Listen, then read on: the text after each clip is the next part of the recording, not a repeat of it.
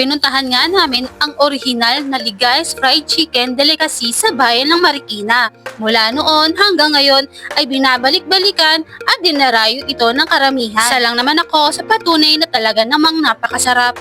Malutong at bagong luto ang mga hinahanda nila dito. Mula sa top seller na fried chicken ni Lola Ligaya, dinakdakan, lechon kawali, palabok at crispy leeg. Ang serve na ito ay good for 3 person. Since 1965 pa ang Ligay's Fried Chicken, ano nga ba ang naging espesyal sa chicken ni Lola Ligaya? Ito lang naman ang literal na lambot, linamnam, simple, pero masarap. Na isa raman nito ng 1980s ay muli din itong nagbukas mula 2022. Hanggang ngayon, patuloy ang kanilang serbisyo sa mga nagmamahal ng Ligay's Fried Chicken.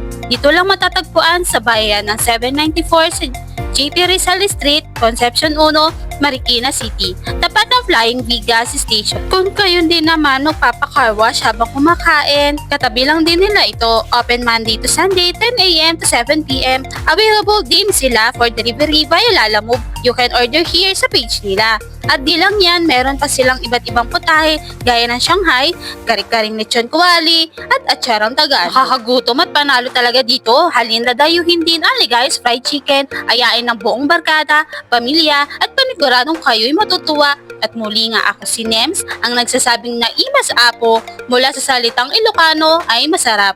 Bagong natutunan, bagong kaalaman, higit sa lahat ay busog. Bye everyone! See you on my next vlog!